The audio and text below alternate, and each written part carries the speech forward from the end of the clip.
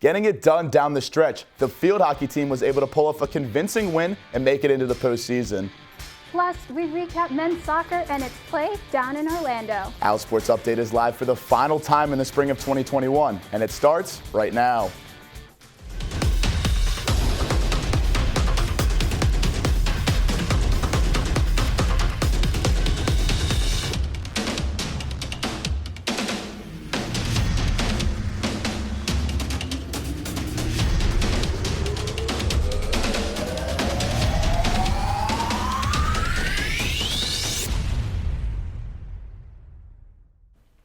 Hey Owls Nation, welcome to our last edition of OwlSports Update for the semester.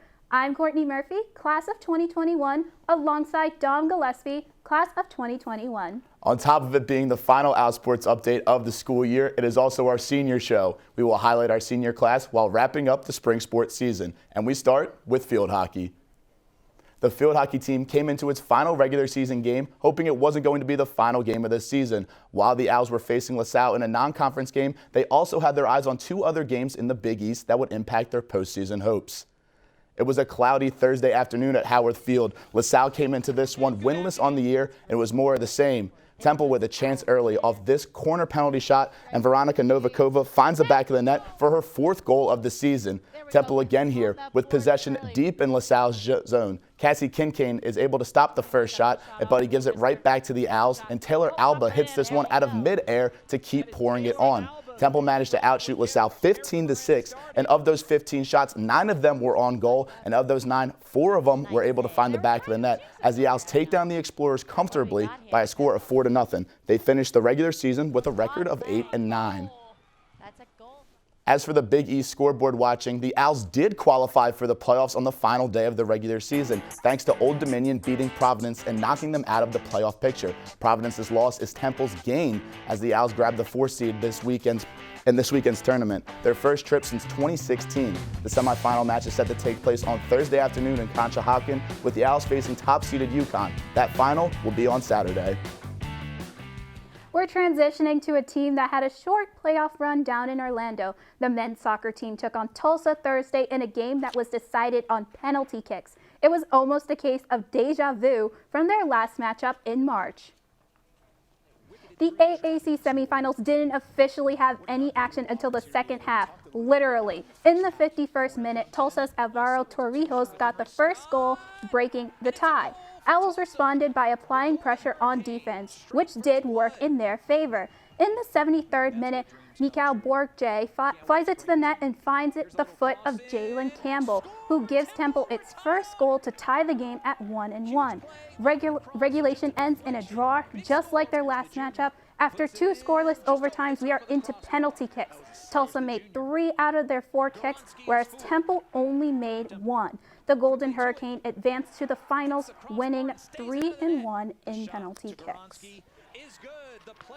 Junior Jaylen Campbell was the standout star, putting up Temple's only goal and having the most shots with 3. The midfielder had 4 goals this season, putting him in a 3-way tie for most goals. This game was the first time Temple went to penalty kicks since the Atlantic 10 tournament back in 2003. Temple ended its season with a 5-4-2 record overall and in conference. After starting out its season 1-3, the men's soccer team went on a tear for the rest of the regular season. The highlight of this run was when they upset, at the time, number 2 team in the nation, the SMU Mustangs, 2-0. From there, it was no looking back, losing 1 out of their last 6 games. Playoffs were still not a guarantee until the final weekend, and a Temple win at SMU got them into that 3rd seed. One of the impact players, who was also a friend of the show, Esteban Suarez, helped the Owls down the stretch and propelled them into a playoff berth. Another name that I cannot help to mention is Pierre Cayette. He was unanimously named the AAC Defensive Player of the Year. The senior played every single minute of every game this season, and he made the most of it. The native of France and 2-year team captain earned AAC weekly honors 4 times, Defensive Player of the Week twice, and sealed the win with a penalty kick in that upset against SMU a few weeks back. The senior has another year of eligibility left right now. We are unsure of what his next move is, but another year on Broad does not sound too bad to me. By the way, for the AAC, UCF ended up winning the title with a 1-0 win over Tulsa. As previously mentioned, the team was able to turn this season around when it mattered most. If it was not for the upset against SMU, the rest of the season might have looked very different. With this, we bring on OwlSports Update's Tom Nemec, who is live at the Temple Sports Complex. Hey, Tom. Thanks, Tom. This loss to Tulsa marks the second straight season that the Owls got knocked out of the semis. But overall, it was a season that brought the team closer to being a contender in the AAC. For the second straight season, men's soccer fell in the semifinals of the AAC. Alex Meinhard brings victory to Tulsa. But to say this season wasn't a step forward is missing much of what happened during the regular season. That all starts with the win at home over the then second-ranked SMU. We have had the best winning program history, so things like that count and they matter for the program. Even though we were disappointed, the expectations in the program have grown to the point where we're expecting to win a conference championship. The playoff loss to Tulsa was an odd moment for Coach Rowland, who wasn't coaching from the sideline. He was serving a one-game suspension for getting a red card in the regular season finale. The assistant coach did a great job, but it was different. And for the PK, I think he would have maybe choose the people that he thought was the best to take the PK. And the assistant coaches just ask who want to take them. And whoever raised the hand said, okay, you go. It's such an ownership thing to do, is to step up and take a PK. And I think those players are brave to be able to take that responsibility. It was a heartbreaking way to end the season. But for this senior class, they're leaving the program in a better place compared to when they got there. The group that's leaving, the senior group, they're a part of the success, whether it's this year or next year. As we continue to pursue championships, they've elevated the program to a place that makes our job a lot easier. The good news for the seniors is that they will all have an extra year of eligibility due to the COVID-19 pandemic. So, we may see some familiar faces on the pitch come next fall. Even though the season ended in heartbreaking fashion, it will be exciting to see what recruits or transfers they land for this upcoming season. Reporting from Temple Sports Complex, I'm Tom Nemec for OwlSports Update. Back to you, Dom. Thank you so much, Tom. We are up against our first break of the day. When we come back, we'll talk about how the lacrosse team fared this past weekend against the ECU Pirates. Plus, the COVID-19 pandemic is still having an impact on fall sports. Every fall sport is preparing for its shortest offseason ever, as the start of September is fast approaching. All that and more when OwlSports Update comes back in 90 seconds. Welcome back. We head down to Howard Field, where the lacrosse team celebrated its 9th senior Sunday against ECU to close their series. The Pirates caught a little lead in the 21st minute, scoring back-to-back goals. Temple responded, scoring 3 goals in a row, this one being from sophomore Julia Schickling. Owls have a narrow 4-3 lead at the half. Temple goalie Shayna Heck and Olivia Martin combined for 8 saves. 6 Owls were able to find the back of the net this game. Even with ECU scoring in the final second, the Owls extended their win streak to 6 with an 11-6 final score. One more weekend of matches before the AAC tournament. The Owls traveled down to Nashville to play Vanderbilt on Friday and Sunday. Both teams enter play tied at 6-2 in conference. These games will decide if Temple earns the 2nd or 3rd seed in the tournament. Friday's match is at 3 and Sunday's is at 1. Both streamed on ESPN+. After the athletes at Temple University underwent the longest offseason in history due to the COVID-19 pandemic, the fall sports teams, with the exception of football, will have to prepare for the shortest offseason in history. Those teams being field hockey, cross country, volleyball, men's and women's soccer will only have a few months to prepare for the new season. On top of having the shortest offseason in history, the athletes will also have the protocols of an ongoing pandemic to deal with as well. It is sure to be a tough challenge, but ones the athletes are sure to embrace. OwlSports Update's Jackson Neal has more. 15 months, as opposed to the usual 8 months, separated the 2019 season from the 2021 season for 8 of Temple's fall sports teams. Instead of competing in the fall, the teams and the athletes got a chance to practice and train, all while weathering the COVID storm. But I think as we were all figuring out what was going on with our world, it was convenient not to have to worry about competing during that time or traveling during that time with all the uncertainty of our world. Now with this season wrapping up, these fall sports will only have 4 months until they're back in competition. That makes 2021 one of the shortest off seasons ever. Less time means these athletes who are just completing a season now have just a short break before they get right back to preparing for a usual fall. We will take a break for after the semester's over, for summer one. We'll have completely off. They give us some workouts that we should be doing over the summer, but then we'll come back summer two. That's when we start training really hard again. Most athletes, though, would much rather have this quick turnaround because the best part of collegiate sports isn't the practices or lifts. It's the games and matches. Not playing for that long was so weird. I feel during the long off season, it was a lot of the hard work of sprinting and doing the lifting, and it's good to be able to actually play the game that we all love. And those games will be back sooner than ever before. Reporting for OwlSports Update, I'm Jackson Neal.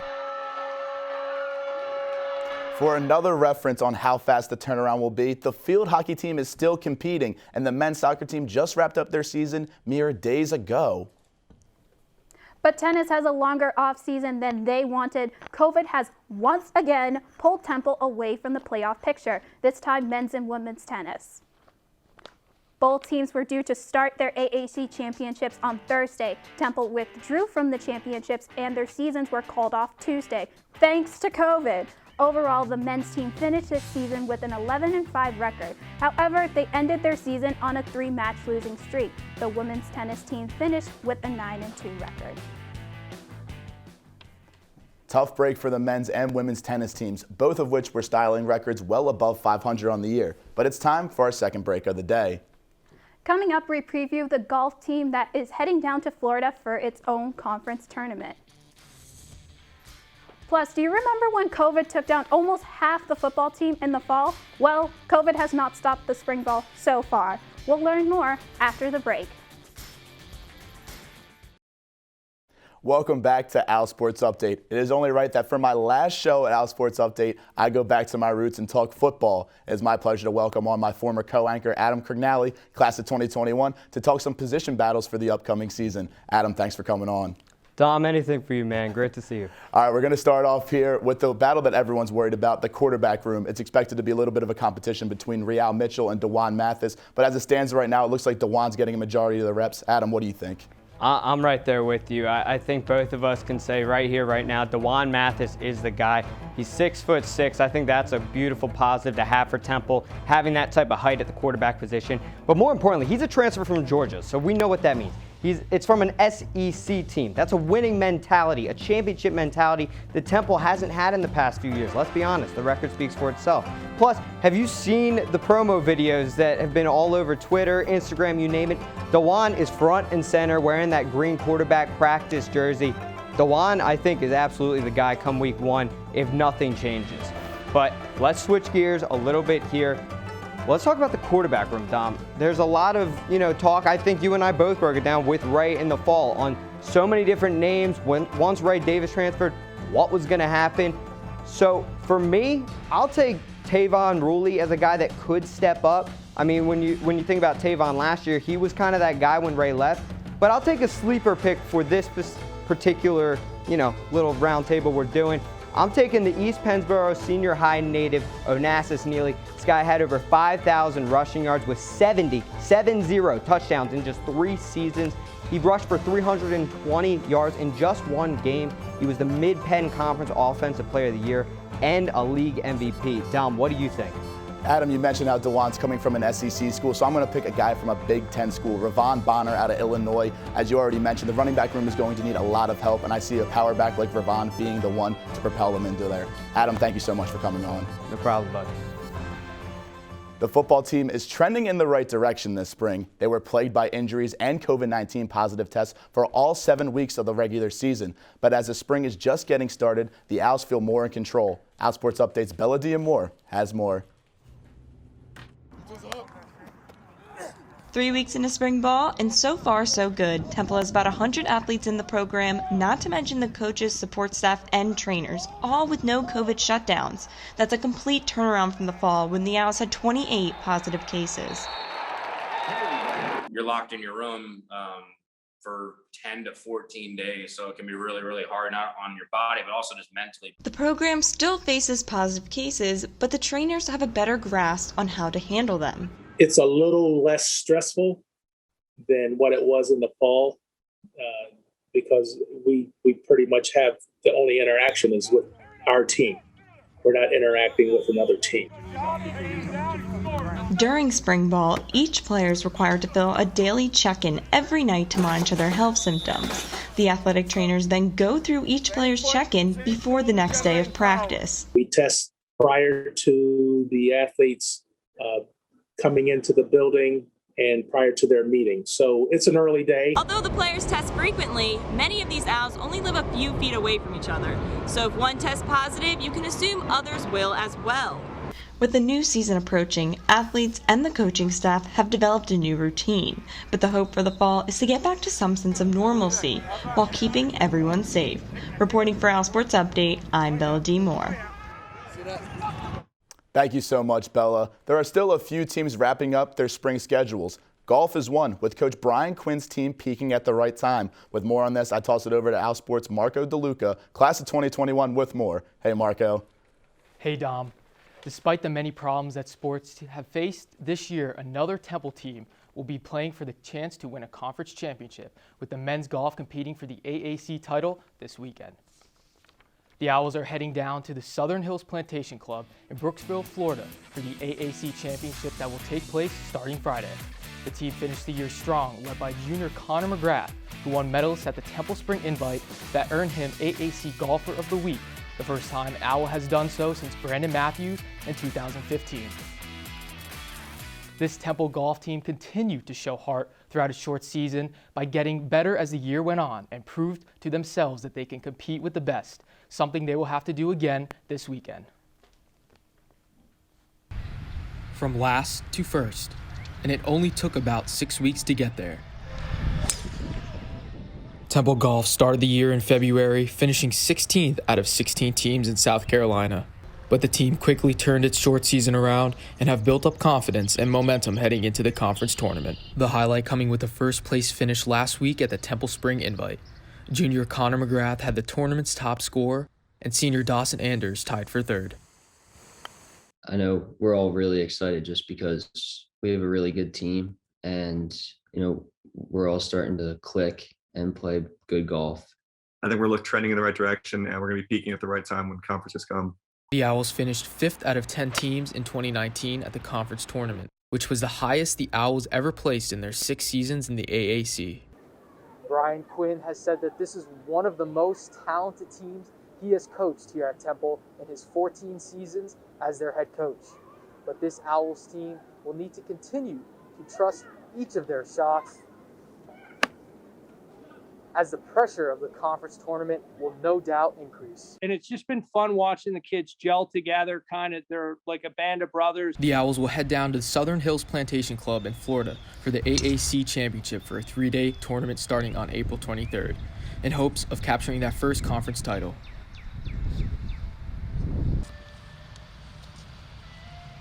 That was Marco DeLuca, class of 2021, but for now it's time for a break. Yes, when we come back, we get a chance to remember some of the important people who have made this TV Studio 3 their home through the past 4 years. Yes, our senior send-off will take a look back on some of the best memories we have had along the way. Do not go anywhere. OwlSports Update will be right back after these short messages. Welcome back. In 2 weeks, 11 of us, including myself and Dom, will put on our cap and gowns and receive our Temple diplomas. And it's only right that we give thanks to everyone who has had a hand in the work we have put together over the past couple semesters. This piece was put together by our fantastic show producer, Haley Palmer.